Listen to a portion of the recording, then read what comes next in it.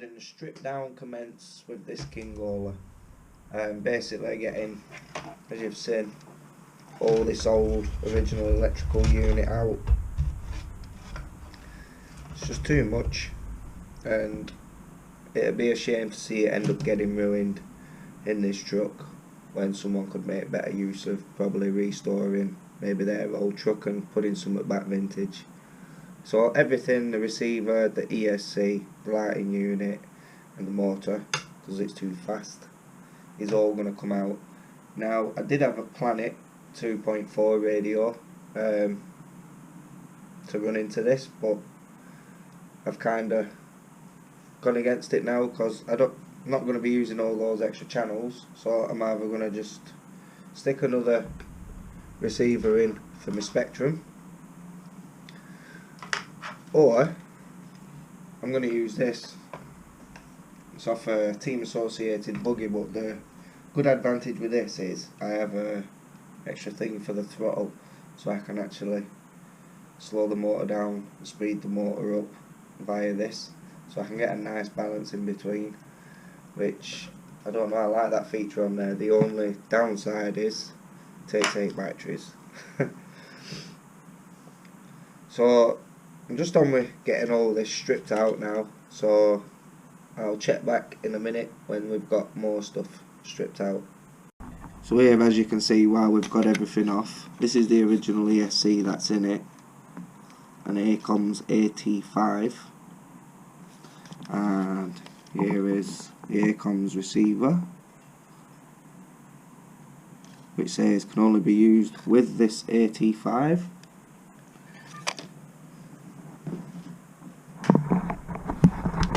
And this was the actual radio itself. And here is the front. It looks like you could add your own additional lights, and it's the same at the rear.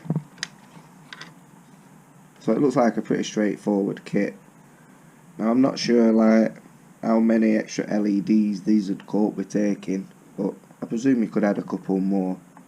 I'll get this pulled out and then I'll strip it down some more, get the gearbox out, re-greased, fresh motor on there, rear axles off, pull them apart, get them re-greased and cleaned and the diffs greased and locked, and yeah, I'll install some new electrics. So I'll check back with in and out the jobs like, so yeah, I'll check back soon.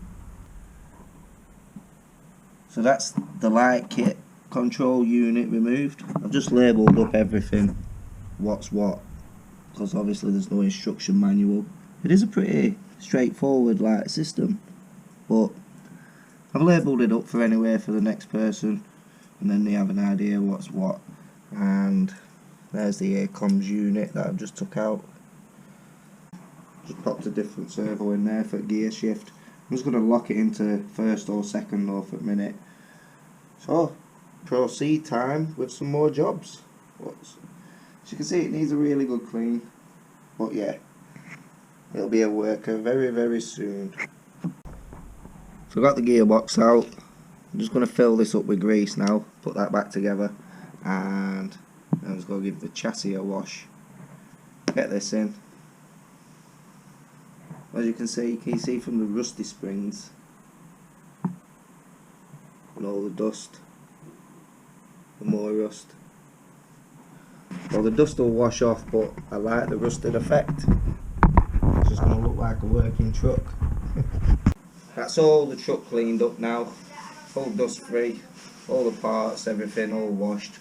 So we'll get this dried off and then install these electrics and then pull the rear axle off and lock them rear diffs. Postman's just been, don't think she's happy with what she's just got in the post. Oh well, shit happens. Right, the Hobbywing 1060, this is an ideal ESC. It's ideal for anything really. Comes fitted with a BEC. It's waterproof, and here you've got jumpers to select between your LiPo battery or NIM battery, which is great because I'd like to use LiPos on this. But if you remove this jumper regarding the brake, can't get it out, 1 minute, pull that out of there, you now have drag brake, so that is perfect for what I'm wanting and stuff, so it can hold me a bit on the hills then.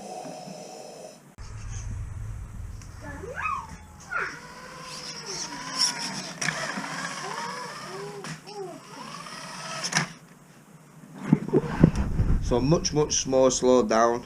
I'm going to lock the gearbox now. Right, to lock the gearbox, in your kit, in your parts, you'll find some of these, like a letter C. Now,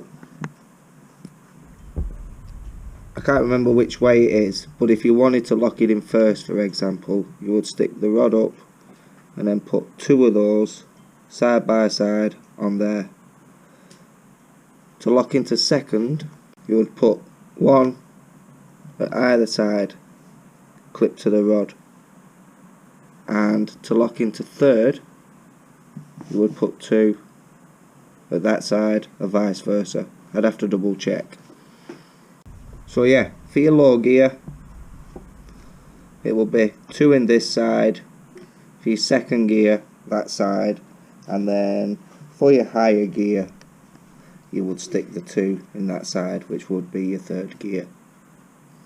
So I were going to go with second, but the joys with this, you can always change it ever so simple. Now I don't want it too fast at the minute, it don't need to be fast. I just want it to use outside. So we'll pop 1, there we go, and just push that rod back up again.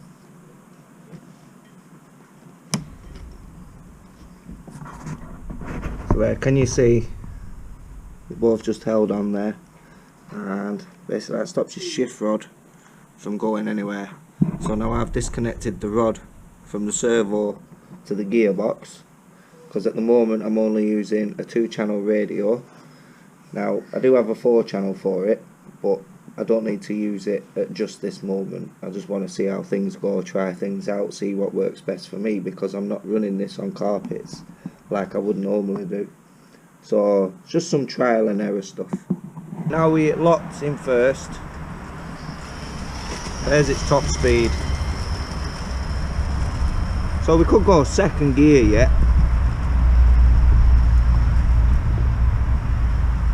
but I've definitely got much more control over it like this now than I did have with that other radio.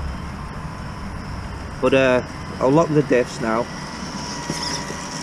I'll do a quick steering mod, just so I have a bit more of a tighter steering angle. And like I say, lock the diffs, and then I know it's good to go off-roading.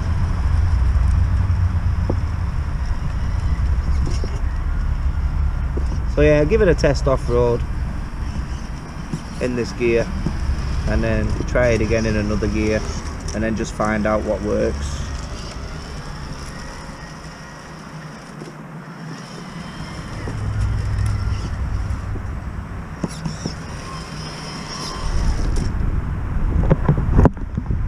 Apart from that, I'm happy with it so far. Nice old rusty dog, rusty. So I've just had a little de-stickering session, and as you can see, most of the paint's peeled off with the stickers. So I'm wondering, with how easy the paint's coming off, because it's never been primed or anything like that, whether to just maybe just quickly take all the paint off one day and give it a quick fresh respray, and still just weather it as I go along as it gets scuffed. Because I don't know, these are looking like patches that may be too rusty, and just start detailing bits in on the arches with rust and stuff. Same at this side. You know, they're really big rust patches, but I'll study some Google images, see what that brings up. But it's running for now, so it's good to go and take out for a test. It's getting a bit late to pull the axles apart, so I'll be able to give you a good example between the two of locked and unlocked. So if I can take it out somewhere tomorrow, if the weather allows, I might try and get it in the woods for half an hour, and then you can see it running with the diffs unlocked.